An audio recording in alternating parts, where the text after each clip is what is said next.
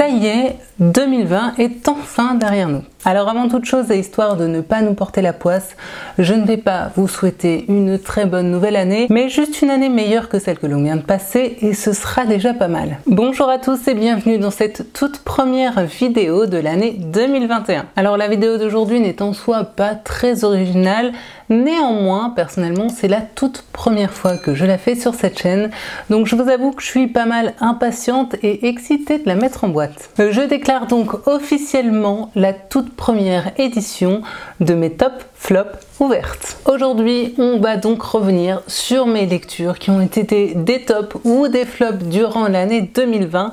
Mais avant toute chose, j'avais envie de revenir sur quelques chiffres. Alors remercie donc au site Livre Addict qui me permet d'avoir un petit peu des statistiques sur mes lectures parce que tenir un carnet de lecture et devoir tout compter moi-même serait franchement fastidieux et je sais pertinemment que je ne m'y tiendrai pas. Grâce à Livre Addict, je sais donc qu'en 2020, j'ai lu très exactement 98 livres. Alors pour certains d'entre vous, ce sera peut-être déjà beaucoup, mais je vous avoue que personnellement, je suis peut-être un petit peu déçue ou en tout cas un petit peu surprise. Je pensais vraiment lire cette année plus de 100 livres, surtout qu'en 2020 j'en avais effectivement lu plus d'une centaine. Oui mais voilà, les choses sont comme elles sont entre le boulot, le lancement de ma boutique en ligne et le confinement qui, contrairement peut-être à certains lecteurs, ne m'a franchement pas aidé à lire plus, bien au contraire. Eh bien je n'ai tout simplement pas lu autant que j'aurais voulu. À cela j'ajouterai néanmoins une petite nuance par rapport à l'année précédente qui est qu'en 2020 j'ai entre guillemets un petit peu vaincu ma peur des pavasses. Et oui, alors vous allez me dire 98 livres, j'aurais très certainement pu faire mieux, sauf que voilà, il faut savoir que déjà dedans il y a très peu de romans jeunesse qui par conséquent se lisent beaucoup plus vite que des romans adultes. Il n'y a pas non plus de lecture graphique, de BD ou de choses comme ça, on est vraiment sur 98 romans adultes qui par conséquent prennent un petit peu de temps. Et en plus de ça, comme je le disais par rapport à 2019, eh bien cette année, je n'ai absolument pas eu peur de m'attaquer à des gros pavés, de me lancer dans des lectures qui, je le savais d'avance, allaient me prendre beaucoup de temps.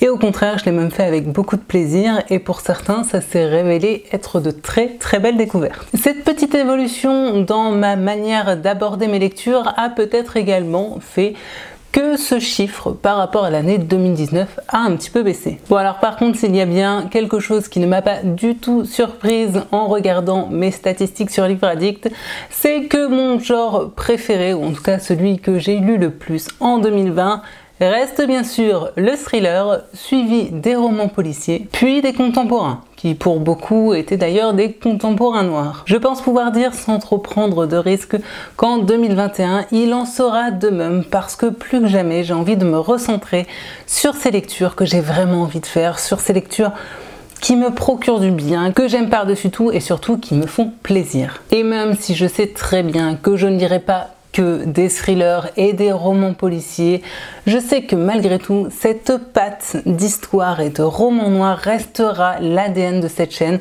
parce qu'il n'y a rien à faire, c'est vraiment ce que moi je préfère lire, c'est ce dont je préfère parler et c'est aussi bien souvent là que j'ai mes plus beaux coups de cœur. Mais assez perdu de temps en bavardage, passons du coup à mon top flop 2020 et pour changer un petit peu, je vais commencer par ces lectures qui ont été des révélations pour moi, pour terminer avec ces romans que clairement je n'aurai aucun scrupule à oublier. D'ailleurs pour certains ils sont oubliés depuis un petit moment. Alors c'est tout de suite parti pour mes tops 2020. Et tout d'abord dans la catégorie Merci Séverine avec un très beau 19 sur 20, le grand gagnant 2020 est donc le roman de Boda d'Héloïse Gay de Pélissen. Bon alors je ne vais pas vous faire un résumé de chaque roman puisque comme d'habitude si vous en voulez un bien sûr vous retrouvez tous les liens dans la barre d'infos et de toute façon rien qu'avec cette couverture je pense que vous aurez donc compris qu'il va ici être question de Kurt Cobain ou plus précisément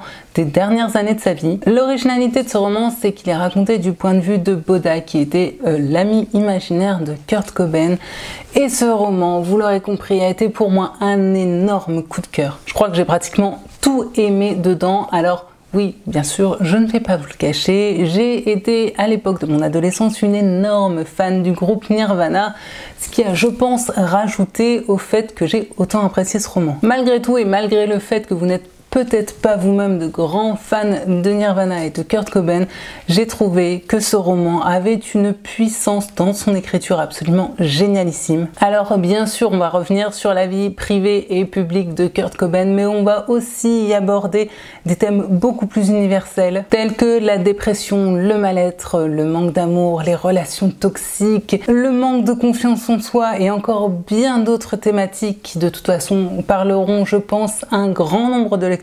J'ai aussi vraiment aimé le fait que ce roman transpire littéralement la musique et plus particulièrement la musique des années 80-90 avec le fait que l'auteur ait incorporé pas mal d'anecdotes véridiques. En bref, c'est un roman hyper immersif, hyper poignant que, croyez-moi, je ne suis vraiment pas prête d'oublier et que je relirai en plus avec beaucoup de plaisir. Que vous connaissiez donc déjà pas mal la vie de Kurt Cobain comme c'était mon cas ou que vous soyez plutôt novice en la matière, je vous recommande donc sans souci ce roman-ci. Et puis si vous voulez vraiment un avis beaucoup plus détaillé sur ce roman, j'essaierai de vous mettre dans le petit, à chaque fois que je parlerai d'un livre, le lien vers ma chronique plus détaillée pour les plus curieux d'entre vous. Dans la catégorie j'ai bien fait de suivre mon instinct avec encore un très beau 19 sur 20, le grand gagnant est Mamie Luguerre de Benoît Philippon. J'avais choisi ce roman un petit peu par hasard en me baladant en librairie et j'avais été tout d'abord happée par sa couverture, puis le résumé avait fini de me convaincre puisqu'on allait se retrouver avec une histoire de très vieille femme complètement loufoque qui se retrouvait interrogée par un flic pour avoir tenté de dézinguer d'autres flics qui tentaient de rentrer chez elle. Et croyez-moi, cette histoire va bien plus loin que ça. J'ai absolument adoré le personnage de Mamie Luguerre qui est pour moi vraiment un personnage littéraire qui me restera très longtemps en mémoire. Une vieille femme avec un caractère extraordinaire. Dans ce roman, on va au fur et à mesure revenir sur sa vie qui, croyez-moi, a été semée d'embûches. Un roman qui, en plus d'être très bien écrit, est bourré d'humour et qui est, et là je ne m'y attendais pas du tout, ultra féministe, bien qu'il soit écrit par un homme. Vous l'aurez compris, j'ai vraiment tout aimé, que ce soit l'écriture, le ton, le discours. Bref, je l'ai plus que recommandé chaudement lorsque je l'avais lu et ce qui m'a rendu encore plus heureuse, c'est que suite à ma chronique, je sais que beaucoup d'entre vous l'ont découvert et que pour la plupart, ça a également été un très beau coup de cœur. D'ailleurs, je ne crois pas à ce jour avoir eu un seul retour vraiment négatif sur ce roman-ci. Alors, merci à tous les lecteurs qui sont venus me voir en me disant « Je l'ai découvert grâce à toi et mon Dieu que c'était génial » parce que c'est vraiment le type de compliment qui peut le plus me faire plaisir. Je ne réinsisterai donc pas sur ce roman qui aura vraiment marqué mon année 2020. Je vous remets là encore ma petite chronique complète dans le i, mais sachez que ça fait vraiment partie de ces romans qui vont me rester en tête très longtemps et que là encore je pourrais relire sans aucun souci. Ah oui, si je vous l'ai pas montré, c'est que je l'aime tellement que je l'ai prêté pour permettre à d'autres lecteurs de là encore le découvrir. Dans la catégorie je m'en doutais un petit peu et le top ne m'a franchement pas surprise, là encore avec un très beau 19 sur 20, le grand gagnant n'est ni plus ni moins que La ligne verte de Stephen King. Bah oui, il fallait bien se douter que dans mon top, il risquait très fortement d'y avoir au moins un King. Et alors, celui-ci a vraiment été pour moi une excellente lecture. J'avais aussi énormément aimé 22-11-63, mais je ne sais plus si je l'ai lu en 2019 ou en 2020.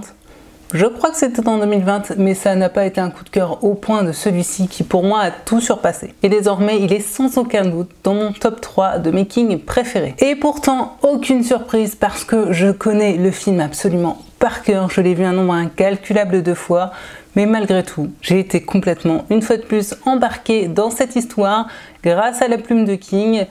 Et je crois que ma larmichette a été pas loin de perler plus d'une fois durant ma lecture. Je me souviens que lorsque je vous avais parlé de ce roman, j'avais même été jusqu'à le qualifier de chef-d'œuvre. C'est pour vous dire. Et croyez-moi, j'ai vraiment pesé mes mots en disant ça. Ce roman m'avait vraiment fait l'effet que lorsqu'il l'avait écrit, Stephen King avait été touché par une espèce de grâce qui lui avait peut-être permis de sortir là peut-être son meilleur roman, en tout cas un roman que j'ai trouvé universel et intemporel qui aborde vraiment un tas de thématiques ultra importantes et qui peuvent parler absolument à tout le monde. Stephen King est en général assez fort pour écrire ses personnages, mais ici pour moi il s'est vraiment surpassé. On a des personnages ultra ciselés avec lesquels on rentre soit en empathie totale, soit pour certains que l'on déteste de façon viscérale. Bref, vous l'aurez compris, ce roman a vraiment fait naître en moi des sensations et des sentiments hyper fort, ce qui n'est franchement pas évident avec juste un bouquin. En plus de ça, le rythme est hyper bien mené, pourtant il est loin d'être court, mais j'ai littéralement dévoré ce roman en 2 jours, alors qu'en plus je connaissais l'histoire par cœur, alors c'est pour vous dire. Et que vous soyez fan ou non de Stephen King, pour moi vraiment, allez-y, lisez La Ligne Verte, c'est vraiment un roman qui pour moi est presque à élever au rang de classique, tant il aborde des thématiques universelles, tant il peut parler au plus grand nombre. Pour résumer, mon chef-d'œuvre de 2020, c'est sans aucun doute celui-ci. Dans la catégorie je n'étais pas du tout la cible, et pourtant, avec là encore un très beau 19 sur 20 de ma part, la grande gagnante est Mary Pavlenko avec Je suis ton soleil. Et ouais, ça peut être surprenant, ce roman est clairement un roman young adulte, et pourtant, ça a été un vrai coup de cœur pour moi. Alors qu'on est bien d'accord, hein, je ne suis absolument pas la cible de base. Bon alors, je ne vais pas vous mentir, si j'ai autant aimé ce roman, je pense que c'est tout simplement parce qu'il a su me parler personnellement, me toucher peut-être dans ce que moi-même j'ai pu vivre par le passé, dans ce que moi-même j'ai pu expérimenter. Bref, c'est un roman qui m'a parlé à moi en tant que lectrice,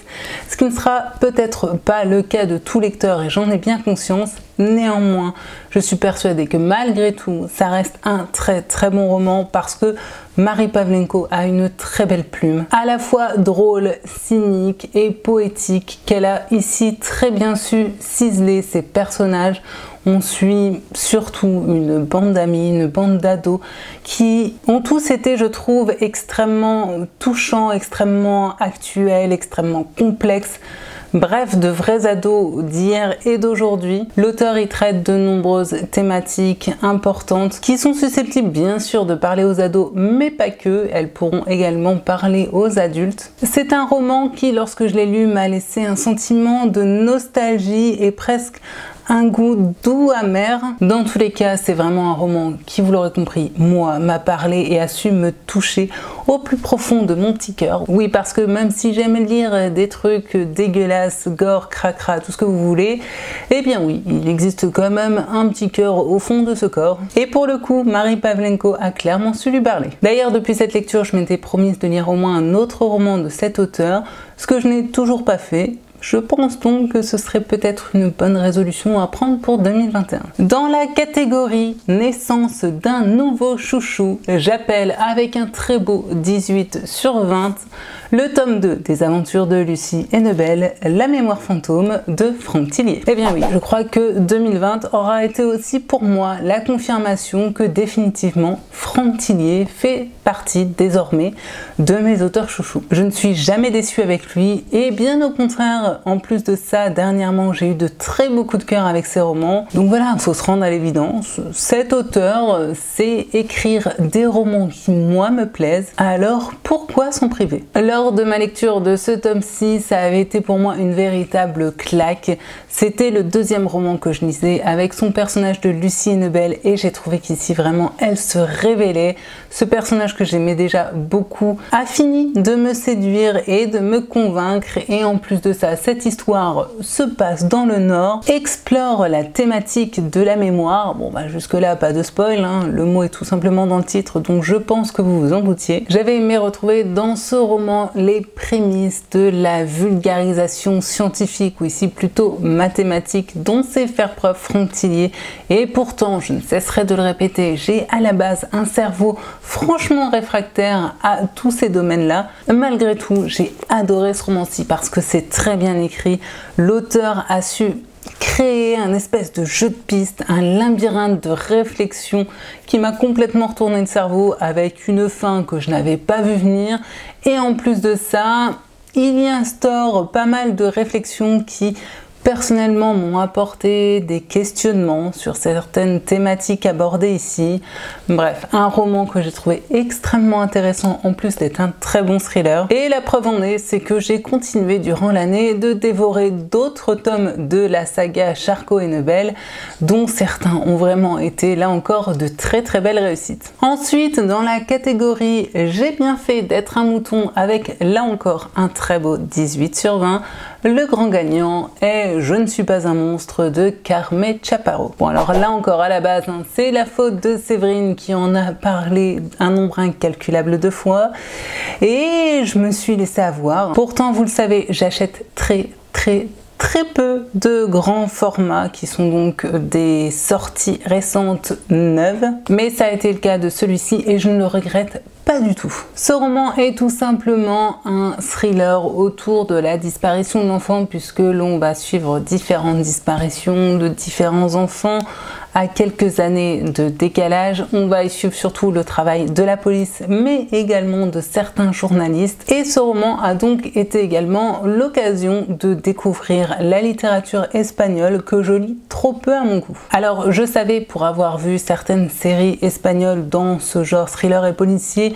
qu'ils étaient loin d'être mauvais dans le genre, mais je me rends compte qu'en termes de littérature c'est également le cas. J'ai beaucoup aimé la plume de Carme Chaparro qui est journaliste je crois dans la vie et qui ici a su pour moi vraiment créer une ambiance réussie, des personnages très bien écrits et surtout qui a su provoquer en moi de nombreux sentiments, que ce soit des sentiments positifs ou négatifs. Une plume donc qui je trouve sait toucher le lecteur et qui en plus de ça a su créer du rythme dans ce roman et me procurer une fin que je n'avais pas vu venir et que j'ai beaucoup aimé. Au-delà de ça, elle y aborde également très bien de grandes thématiques telles que la thématique du deuil et elle y fait également une très belle critique d'un sujet que je ne peux pas vous évoquer pour ne pas vous spoiler, mais une critique bien acerbe, bien pimentée que personnellement j'ai beaucoup aimé. En résumé, si vous voulez lire un thriller qui va peut-être changer des thrillers français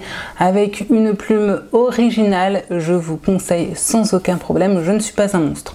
Je sais que les critiques ont été parfois assez mitigées à propos de ce roman, mais pour ma part, ça a vraiment été une super lecture que là encore, je pourrais complètement refaire d'ici 1 ou 2 ans et ce avec beaucoup de plaisir. Ensuite, dans la catégorie j'ai failli chialer avec là encore un très beau 18/20, je suis très heureuse de pouvoir vous reparler de Nous rêvions juste de liberté d'Henri Lovenbroek. J'avais entendu beaucoup de bien de ce roman et pourtant en soi le résumé n'était pas forcément fait pour me plaire puisqu'on va y suivre principalement un groupe de jeunes garçons bikers qui vont traverser le pays. Un roman qui a priori est assez masculin, assez burné, assez testostéroné et pour autant, si vous saviez à quel point ce roman m'a fait passer par un nombre incalculable de sentiments, je note un point commun avec les autres tops que je vous ai présentés, ou en tout cas avec beaucoup des autres tops que je vous ai présentés, c'est qu'ici, il y a d'abord cette dimension de ça m'a fait vivre plein d'émotions, ça a vraiment su faire ressortir plein de sentiments en moi. Et autre point extrêmement important, et là aussi assez commun avec d'autres tops, c'est que là encore, j'ai trouvé que les personnages étaient tellement bien écrits. Des personnages qui, vous l'aurez compris, sont tous donc des jeunes hommes, mais il n'y a rien à faire. Henri Lovenbroek a vraiment eu cette patte pour leur donner vie. On s'attache à eux, on vit vraiment les aventures avec eux. Pour moi, je me souviens que ce roman avait été une espèce d'ode à l'amitié, à la liberté, à la jeunesse. Et puis alors, la fin arrive, on a ces quelques dernières pages qui m'ont littéralement flingué, d'où cette catégorie j'ai franchement failli chialer, voire j'ai peut-être versé ma petite larmichette, ce qui m'arrive franchement pratiquement jamais. Comme vous le voyez, c'est pourtant un livre assez épais sur lequel j'avais mis pas mal de signets, preuve qu'il y a beaucoup de choses qui m'ont vraiment marqué. Croyez-moi, je ne suis pas prête d'oublier le personnage de Bohème qui est pour moi devenu un personnage emblématique de la littérature, ou en tout cas de ma littérature. Un personnage qui a vraiment su me toucher et pour lequel j'ai ressenti une empathie incroyable. Ce roman fait donc partie de ces pavasses que je suis très contente d'avoir pris le temps de lire en 2020. Et vous l'aurez compris, si vous ne l'avez pas encore lu, et je sais que beaucoup de lecteurs l'ont déjà lu et c'est tant mieux, n'hésitez surtout pas à découvrir ce roman qui pour moi vaut vraiment le détour. Et enfin, je terminerai les tops de 2020 avec la catégorie petit mais costaud, avec 18 sur 20 toujours. Le grand gagnant n'est ni plus ni moins qu'Aveu de faiblesse de Frédéric Viguier. Et oui, petit mais costaud, parce que croyez-moi, ce roman a été un petit ouragan. Je vais passer assez rapidement dessus parce que je vous en ai parlé il n'y a pas si longtemps que ça, mais souvenez-vous, je suis tombée complètement par hasard en bouquinerie sur ce roman. J'ai dû le payer 1 ou 2 euros. Et je crois que c'est l'un de mes meilleurs investissements littéraires de 2020. Bon, alors je vous avoue que la quatrième m'avait franchement bien accroché, mais alors je ne m'attendais pas à avoir un aussi beau coup de cœur pour ce roman. Parce qu'en général, j'ai un petit peu de mal avec les romans courts qui vont trop vite, qui ne laissent pas assez de temps aux personnages pour s'installer.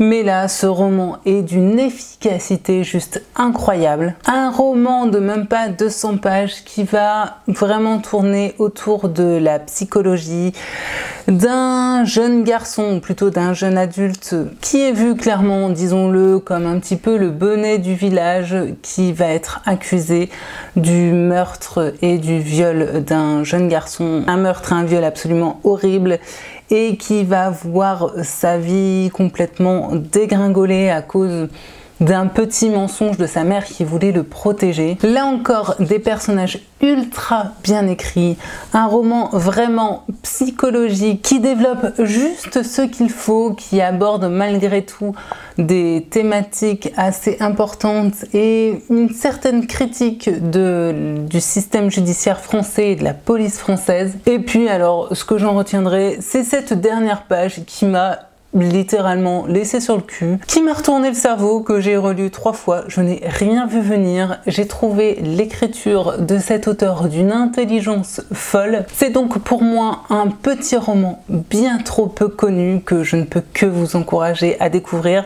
Là encore, je sais que beaucoup d'entre vous l'ont lu suite à ma chronique et l'ont également beaucoup aimé.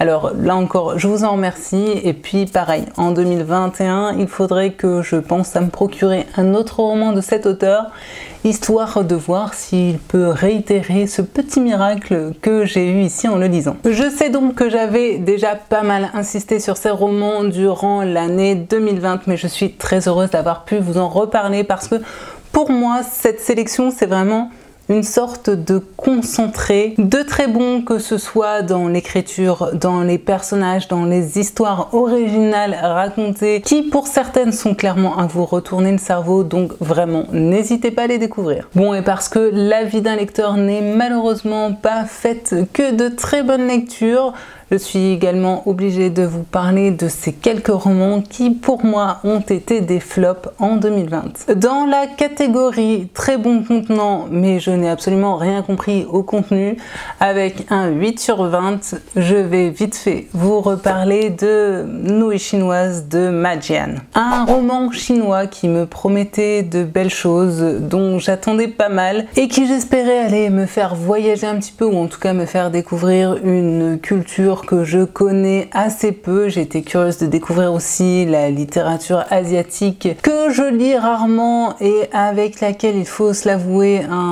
pour l'instant je n'ai franchement pas eu des succès, mais les choses ne se sont vraiment pas du tout passées comme je l'avais prévu. Au-delà de l'ennui profond qui m'a animé durant ma lecture, je n'ai surtout rien compris à ce roman. Ou en tout cas, je n'ai pas compris le propos de l'auteur, vers où il voulait aller, quel était son message, aucune idée. Tout ça, c'est complètement passé à la trappe. Alors certains d'entre vous diront peut-être que je suis tout simplement trop bête pour comprendre ce roman, et c'est possible, mais personnellement je suis suis d'avis que lorsqu'il faut un bac+12 pour comprendre un livre, c'est tout simplement qu'il ne s'agit pas d'un roman mais d'une thèse de doctorat. Et moi j'avais pas signé pour ça. Je ne vais donc pas m'étaler sur le sujet. Là encore, si vous voulez vraiment ma critique détaillée, je vous renvoie au point lecture où j'en ai parlé. Mais vraiment, ce livre a été pour moi un énorme point d'interrogation et surtout un énorme ennui de lecture. D'ailleurs, je ne sais toujours pas à l'heure actuelle ce qui m'a empêché de l'abandonner. Pour le coup, j'ai été légèrement sado sur les bords. Dans la catégorie déception, parce que j'en attendais beaucoup avec un 10 sur 20, le gagnant est Amon, mon grand-père m'aurait tué de Jennifer Tige. Bon, la luminosité est tombée d'un coup, j'ai dû sortir le parapluie de lumière parce que sinon c'était vraiment pas possible. Alors désolé pour ce changement de luminosité, on fait avec les moyens du bord. Concernant ce roman, donc, il s'agit d'un témoignage sur lequel je misais beaucoup puisque Jennifer Tige a apparemment découvert à l'âge de 38 ans qu'elle était la petite fille d'Amon Goeth, un haut dignitaire nazi, alors qu'elle-même est, comme vous pouvez le voir, métisse, qu'elle a été adoptée et que par conséquent elle n'a pas connu pendant la majeure partie de sa vie cette histoire qui est pourtant la sienne. Ce grand-père qui en plus de ça a été commandant d'un camp de concentration, donc par conséquent je m'attendais vraiment à un témoignage hyper poignant, qui allait revenir sur ce camp, qui allait me permettre d'en apprendre plus à la fois sur ce camp, à la fois sur la Seconde Guerre mondiale, etc. Et malheureusement, pour toute cette partie, pour moi, on est vraiment passé à côté. Il y a plusieurs choses qui m'ont dérangé dans ce roman. Tout d'abord, j'ai trouvé qu'au-delà d'un témoignage qui allait revenir sur cette triste période, c'était finalement ni plus ni moins qu'une sorte de longue lamentation de l'auteur, un récit hyper auto-centré, voire même égoïste par moments, qui ne servait vraiment qu'à dédouaner entre guillemets Jennifer Tige, histoire de dire non, moi je n'ai rien à voir avec ce grand-père. Et dans cette voie, elle en faisait parfois vraiment trop. En plus de ça, je n'ai pas compris le fait que ce roman soit fait à moitié d'un récit à la première personne, donc du point de vue de l'auteur, et pour l'autre d'une sorte de compilation de divers documents, interviews, etc. de la vie de Jennifer Tige. Et puis, comble du flop, dans l'ensemble, je me suis franchement ennuyée durant ma lecture. Vous l'aurez donc compris, ce n'était vraiment pas ce à quoi je m'attendais. Je misais peut-être trop sur ce roman, en tout cas sur ce témoignage, mais toujours est-il que aujourd'hui, il ne m'en reste absolument rien. Je n'ai rien appris si ce n'est des éléments de la vie de cette femme, des éléments très personnels qui personnellement ne m'ont rien apporté. Donc voilà, il y avait longtemps que j'avais pas lu un témoignage, mais celui-ci ne m'a pas donné du tout envie d'en lire plus. Dans la catégorie sans intérêt et avec un message franchement moyen, je déclare gagnant avec là encore un 10 sur 20. Lady, ma vie de chienne de Melvin Burgess. De Melvin Burgess, j'avais lu Junk, qui était un roman qui n'avait pas du tout été un coup de cœur, mais qui avait néanmoins été une bonne lecture, qui traitait d'adolescents qui tombaient dans la drogue. Là encore, avec celui-ci, il va renouer avec ses problèmes d'adolescent, puisque l'on va suivre une jeune femme, une ado, qui est franchement assez détestable et qui un jour, pour être punie entre guillemets, va être transformée en chienne. Et alors ici c'est simple, j'ai carrément détesté ma lecture. Je n'ai tout d'abord pas du tout aimé la plume que j'ai trouvée franchement pauvre, avec des dialogues sans queue ni tête. Comme je l'ai dit, mon autre gros problème, c'est que j'ai absolument détesté le personnage principal à tous les niveaux. Pour moi, c'était vraiment le stéréotype de la petite pétasse de 15 ans qui mérite franchement qu'on la remette à sa place. Et puis au-delà de ça, j'ai de façon générale détesté tous les personnages. Et puis vraiment, pour moi, là où il y a eu le plus gros problème avec ce roman, c'est tout simplement le message que l'auteur souhaite faire passer. Un message de liberté, mais qui est vraiment fait de façon presque dangereuse, sachant que ce roman est vraiment un roman destiné à la jeunesse, ou en tout cas aux jeunes adultes. Personnellement, je ne le ferai pas lire à un ado, puisque j'ai trouvé le message de fin assez critiquable. Vous l'aurez donc compris, je ne retiens vraiment rien de cette histoire qui, dans mes souvenirs, était de toute façon assez creuse, hormis cette fin qui m'a posé un vrai problème et ces personnages que j'ai détestés. Ouais, je suis désolée, mais personnellement, je ne trouve rien à sauver de ce roman-là. Et c'est là que je me dis qu'encore avec 10 sur 20, franchement, j'ai été peut-être même encore un petit peu trop sympa. Dans la catégorie le marketing a fait un super boulot, mais l'auteur beaucoup moins. Toujours avec un 10 sur 20, la grande gagnante est Serena Valentino avec Pauvre amant perdition. C'était donc le premier roman que je lisais de cette saga de la réécriture des vilains. Alors oui, je sais, je n'ai pas commencé par le tome 1. C'était peut-être une erreur de ma part, sauf qu'au moment où je l'ai lu, le tome 1 n'était plus édité et impossible de le trouver. Merci Hachette Roman. Là encore, il n'y a franchement pas grand-chose que j'ai aimé dans ce roman. Tout d'abord, je n'ai franchement pas accroché avec la plume de Serena Valentino, que j'ai trouvé dans l'ensemble franchement pauvre et surtout très survolée. Je trouve qu'à tous les niveaux, cette histoire a été bâclée. On n'a aucune mise en ambiance, les personnages ne sont absolument pas développés. Alors l'histoire est très centrée autour du personnage d'Ursula forcément, mais on a aussi d'autres persos comme ça qui popent dans l'histoire, qui arrivent un petit peu comme un cheveu sur la soupe, sans qu'on ait absolument rien introduit. On est toujours dans l'action, sans jamais être dans l'explication, et puis au-delà de ça, je trouve que le travail éditorial fait par Hachette a là aussi été bâclé parce qu'il y avait beaucoup de fautes, beaucoup de coquilles. Bref, pour moi, un super boulot marketing qui a clairement voulu surfer sur la nostalgie de Disney et ça a très bien fonctionné puisque je suis une grande fan de Disney et que par conséquent j'avais très envie de le découvrir. Mais franchement, c'était vraiment pas du tout à la hauteur de mes espérances. Alors j'avais lu le tome suivant qui avait été un petit peu mieux, j'en ai encore 2 autres dans ma palle, mais le fait est qu'aujourd'hui je ne les ai toujours pas sortis parce que, malgré le fait que ce soit Disney et que j'adore l'univers de Disney, on n'est quand même pas ici sur de la top qualité, hein, on va pas se mentir.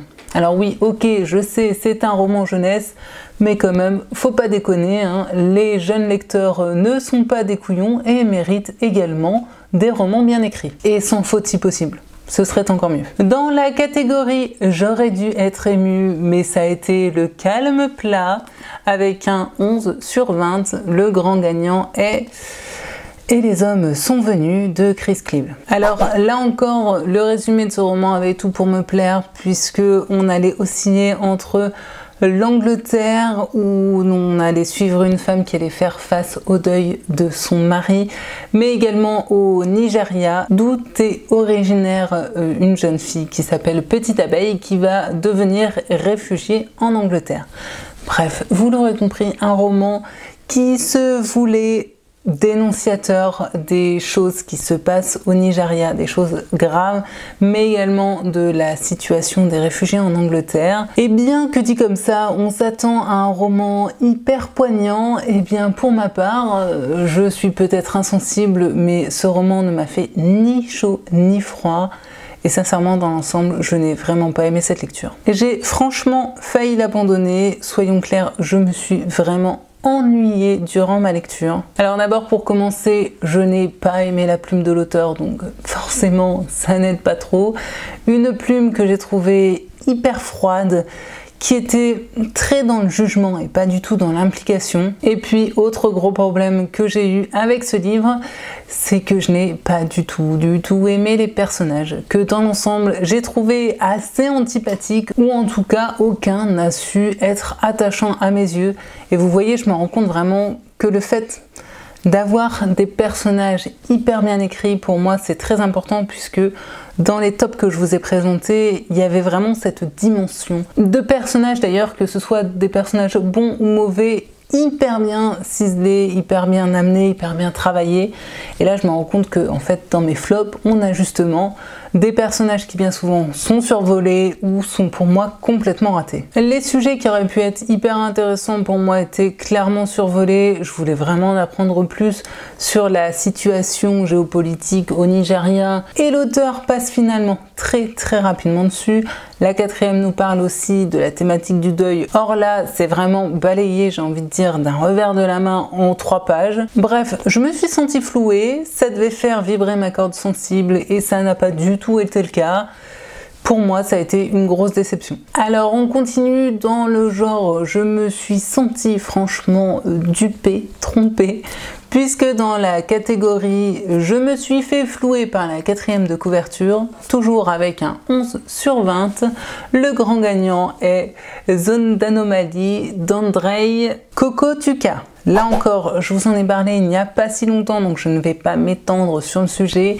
Ce qui m'intéressait ici, c'était une fois de plus ce côté soi-disant dépaysant, le fait qu'il devait aborder un grand événement, une grande thématique, puisque l'on est censé être sur ces zones désertées suite à la catastrophe de Tchernobyl. Or, tout ce qui concerne finalement Tchernobyl n'est vraiment là que pour appâter le potentiel lecteur et on ne le retrouve absolument pas dans ce roman-là. Un roman que j'avais d'ailleurs lu en lecture commune et il faut savoir que pour la lectrice qui m'a accompagnée dans cette LC, ça a été exactement le même ressenti que le mien. Donc malheureusement, il n'y a pas que pour moi que ça a été un vrai flop. Là encore, j'ai tout d'abord eu beaucoup de mal avec le style de l'auteur, tout simplement, un style d'écriture très froid, très flou, parfois franchement bancal. Et puis, alors que la quatrième de couverture nous promettait une histoire franchement originale, eh bien on se retrouve finalement avec un roman des plus classiques, avec une résolution, tout ce qu'il y a là encore de plus classique et des arguments qu'on a lus 1000 fois. Comme pour la plupart des flops que je vous ai présentés, j'ai encore eu un gros problème avec les personnages, des personnages assez peu amenés, assez peu décrits et franchement pas attachants. Clairement, je me foutais, mais royalement de ce qui pouvait leur arriver. En plus de ça, certaines remarques, ou en tout cas certaines descriptions d'un personnage en particulier étaient franchement à la limite du misogyne et de la grossophobie, ce qui a eu un petit peu de mal à passer. Des dialogues qui ne tenaient absolument pas la route et dans l'ensemble, je suis vraiment ressortie de cette lecture avec une sensation d'avoir lu un roman franchement vieillot qui serait une sorte de pseudo copier-coller d'un vieil épisode de Derrick. Bref, si vous voulez lire un bon thriller, selon moi, vous pouvez passer votre chemin. En tout cas, pour ma part, ça a été une grosse période d'ennui et je regrette presque d'avoir lu ce roman, c'est pour vous dire. Dans la catégorie j'ai déjà tout oublié, avec là encore un 11/20, le grand gagnant est Le syndrome de Kreutz de Marc Wielinski. Bon bah là, tout est dans l'énoncé de la catégorie, hein. Je crois que j'ai tout oublié de cette histoire. Et pourtant, je l'ai lu il n'y a pas si longtemps. Ah ouais, je l'ai lu au mois de novembre quand même. Nous sommes début janvier et je n'en garde pratiquement aucun souvenir. Je pense que ça résume parfaitement ce que j'ai pu penser de ce roman. C'est bon, il a fallu que je relise le résumé pour me souvenir un petit peu de ce que j'ai pu penser de ce roman.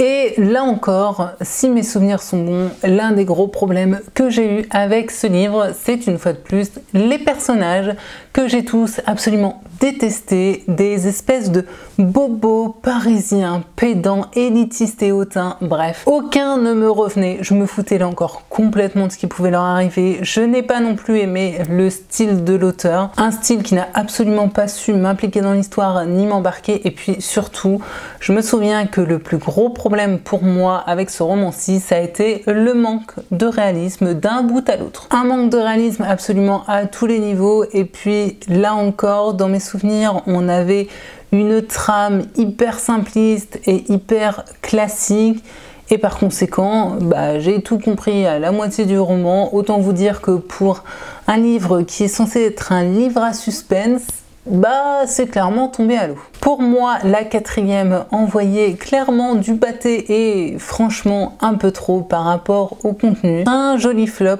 pour moi de cette année 2020. Et enfin, dans la catégorie Heureusement que la LC était là, sinon je n'aurais jamais réussi à me farcir ce gros pavé jusqu'au bout. Avec là encore un 11 sur 20, je déclare grand gagnant une place à prendre de J.K. Rowling. Oui, alors pour vous rafraîchir la mémoire, on est vraiment sur de la grosse brique. D'ailleurs, je vais le poser de ce pas parce que, croyez-moi, il pèse vraiment le poids d'un âne mort. Et là, mes poignets sont en train de crier à l'aide. Alors, je ne vous fais pas le résumé de l'histoire. On est dans une bourgade anglaise où un espèce de notable vient de décéder, une espèce de maire du coin, et il y a des gens qui veulent prendre sa place.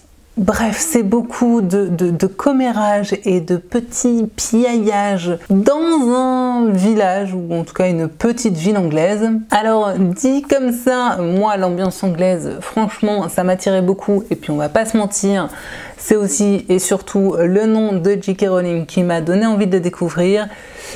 Et oh mon Dieu, ça a été dur, vraiment. Vraiment très dur. Et d'ailleurs, pas que pour moi, parce que, donc, comme je l'ai dit, j'ai lu ce livre en lecture commune avec Elodie, et je me souviens que pour elle aussi, ça a été une vraie torture. Bon, alors, au risque de me répéter, l'un des gros problèmes, encore une fois de plus, c'est que j'ai détesté tous les personnages. Tous. Il n'y en a pas un seul que j'ai aimé. Et alors, autre souci, c'est que dès le début de l'histoire, on nous balance une flopée de personnages dans la tronche, ce qui fait que j'ai été très rapidement perdue en me disant non mais attends, lui c'est qui, elle c'est qui, c'est la femme de qui, elle fait quoi. J'étais complètement paumée, en plus de ne clairement pouvoir blairer aucun des personnages. Autre point qui m'a franchement dérangée et que j'ai trouvé assez surprenant venant de la part de J.K. Rowling, c'est que j'ai trouvé qu'à de nombreuses reprises dans ce roman-ci, on avait franchement des passages d'une vulgarité. Voilà, j'ai pas compris, je trouvais que ça ne collait pas du tout avec l'auteur, mais pour que ça arrive au point où ça me dérange, c'est que vraiment il y avait un souci. Et puis le plus gros souci, c'est tout simplement que je me suis ennuyée à mourir à la lecture de ce roman. Rien ne m'intéressait, ni l'histoire, ni les personnages. J'ai trouvé qu'il y avait d'énormes longueurs. Je vous le dis, clairement, si je l'avais pas lu en lecture commune, je l'aurais abandonné, c'est certain. Et d'ailleurs, je pense qu'il y a certaines pages que j'ai franchement lues en diagonale, ce qui ne m'arrive pratiquement jamais. Je suis ce genre de lectrice, vous savez, très bien élevée, qui va lire absolument tous les mots dans un roman. Mais alors là, c'était juste pas possible. Bon, on sent quand même que c'est la plume de J.K. Rowling, que c'est plutôt bien écrit, mais c'est vraiment le seul point positif que j'ai trouvé à ce bouquin. Et enfin, pour terminer, je m'attendais à un roman à suspense, et jusqu'à la fin, j'ai attendu le suspense parce qu'il n'a jamais pris. Voilà, d'où le fait aussi de mon ennui profond durant cette lecture. Voilà, j'espère donc que cette petite rétrospective de mon année littéraire 2020 vous aura plu et surtout vous aura été utile. Pour ma part, j'ai été ravie de la faire et je suis heureuse de voir que même si je n'ai pas lu autant que je l'aurais aimé, j'ai fait néanmoins dans l'ensemble de très bonnes lectures, de très belles découvertes, que ce soit d'auteurs que je ne connaissais pas et que j'ai désormais du coup très envie de découvrir un petit peu plus, ou encore de romans qui m'ont marqué sur le moment et qui me marqueront, je le sais, pendant encore de nombreuses années. N'hésitez donc pas à votre tour à me laisser en commentaire quels ont été vos tops et flops de l'année 2020. Ça permettra peut-être de me donner de très belles idées de lecture ou alors de m'éviter certaines déceptions. Ce qui est aussi toujours bon à prendre. Et comme cette vidéo sera, je pense, déjà bien assez longue, je vais donc m'arrêter là. J'espère vous retrouver très vite sur cette chaîne pour une nouvelle vidéo. Et bien sûr, en 2020, on garde les bonnes habitudes. C'est donc pourquoi je vous souhaite paix, amour et littérature dans vos cœurs. Et je vous dis à très bientôt. Bye!